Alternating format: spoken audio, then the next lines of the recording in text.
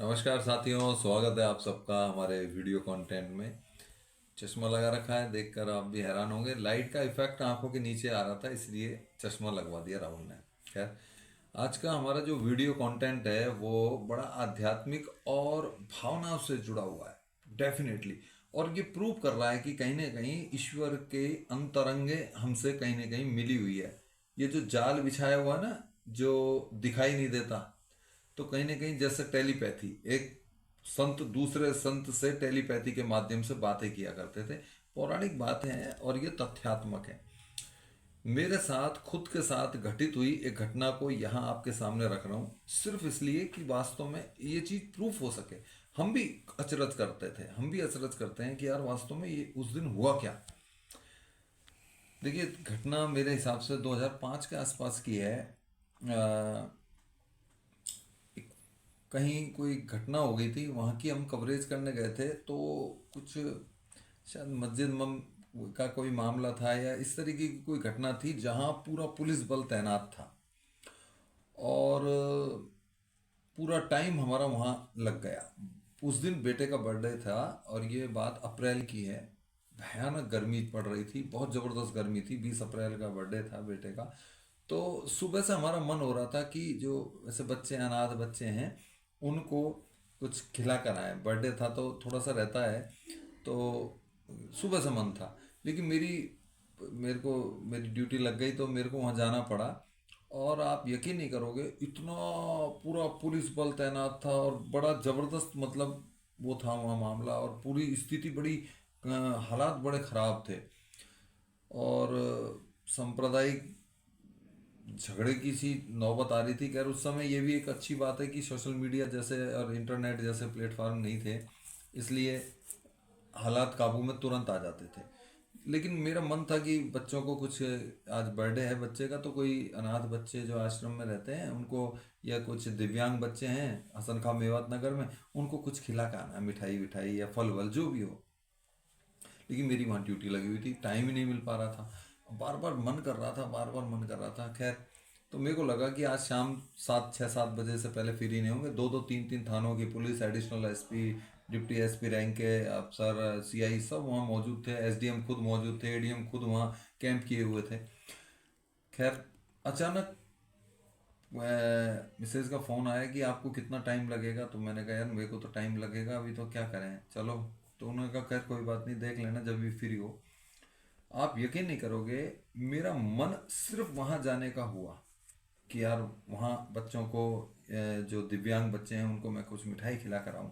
मन हुआ सिर्फ 2 मिनट में। 5 मिनट में कायनात बदल गई, पूरी व्यवस्थाएं बदल गई। दोनों पक्षों को बुलाकर, उस समय शायद भगवान साई जी थे एडीएम, मेरे को याद आ रहा है हल्का सा थोड़ा सा। तो उन्होंने बैठा कर, हरिमोहन मीणा जी थे एडीएम सिटी, हरिमोहन मीणा जी एडीएम सिटी थे। उन्होंने लोगों को बैठाकर व्यवस्थाएं समझाई, समझाइश की। और अचंभा करोगे, जो शाम तक समझाइश होने की कहीं गुंजाइश नहीं आ रही थी, 5 मिनट में समझाइश हो गई। आधे लोग इधर चले गए, आधे लोग इधर चले गए। पुलिस बल भी आधा आधा छितर गया और बिल्कुल स्मूथली सारा काम हो गया और बिल्कुल शांत हो गया।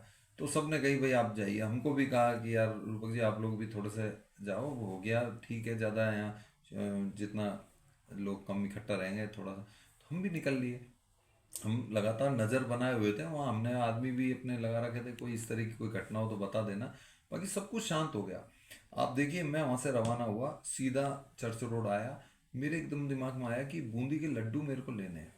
और मैंने मिसेज को फ़ोन कर दिया कि आप लोग तैयार रहो, बूंदी के लड्डू लेंगे। और वहाँ हसन खां मेवात नगर में दिव्यांग बच्चों का एक वो बना हुआ था, एक कैंप था वहाँ, एक मकान था जहाँ वो दिव्यांग बच्चे रहते थे। तो हम वहाँ चल दिए। मैंने मिसेज को लिया घर से और फटाफट वहाँ पहुँच गए हम। तो दोपहर का टाइम था। तो जब हम गेट से एंट्री हुए तो एक बच्चा रो रहा था बहुत देर से। तो आवाज़ आती रही, आवाज़ आ रही है, आवाज़ आ रही, मैं वहाँ पहुँच गया। तो वो पहचान गए मेरे को, लोग जानते थे, अरे रूपक जी आए हैं, हाँ। तो बोले आज क्या, मैंने कि बच्चे का बर्थडे है। बड़े खुश हुए, बोले बच्चों को अपने हाथ से मिठाई खिलाओ। तो हम जब, तो मैंने कहा ये बच्चा क्यों रो रहा है। आप अचंभा करोगे दोस्तों, ध्यान से समझना। वो जो जो संभालते थे, वो जो संस्थापक थे वहाँ के, जो सेंटर के, उन्होंने कहा ये बूंदी का लड्डू मांग रहा है सुबह से।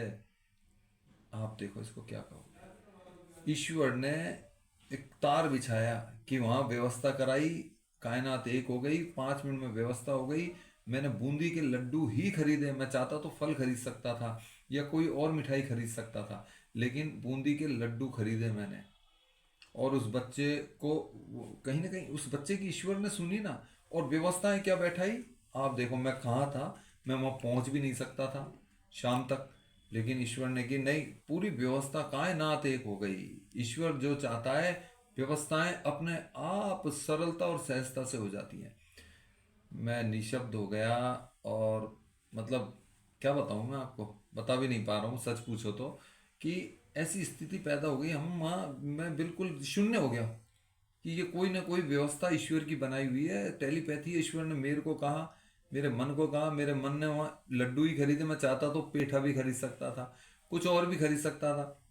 वहाँ संस्थापक जो थे वो बच्चों को कभी कुछ दे रहे थे, कभी चॉकलेट दे, नहीं उसको तो बूंदी के लड्डू चाहिए थे। तो बड़ा मन खुश हुआ कि एक काम ईश्वर के जरिए अच्छा हो गया, इतना मन खुश हुआ बचपन। लेकिन ये सारी चीज़ें ये बताती है कि कहीं ना कोई चीज़ें हमारे से ईश्वर कराता है, ईश्वर ही कराता है। माध्यम कोई भी बने, चलाता वही है। इस पूरी कायनात को वो उसी हिसाब से उसी सिस्टम को ढा देता है, बना देता है, उसी सिस्टम को बना देता है। तो मेरा आज का वीडियो बनाने का उद्देश्य सिर्फ इतना सा था, इस सच्ची घटना के माध्यम से मैं आप तक ये पहुंचाऊं कि हम यदि ये सोचते हैं ना कि मैं कर रहा हूँ, ये हमारी गलत फहमी है। हम मैं कर रहा हूँ, मैं ना होता तो ये ना होता, मैं ना होता तो ये ना कर पाते, मैं था तो ये हो गया, और मैं करते करते एक दिन बकरा बन के कट जाते हैं।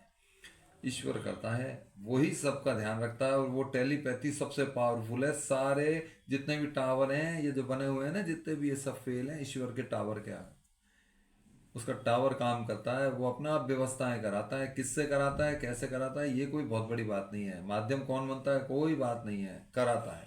उस मैंने कहा ना, वो चींटी की भी उतना ही सुनता है जो हाथी की सुनता है। अपनी अगली वीडियो में फिर हाजिर होऊंगा, तब तक के लिए जय हिंद, वंदे मातरम।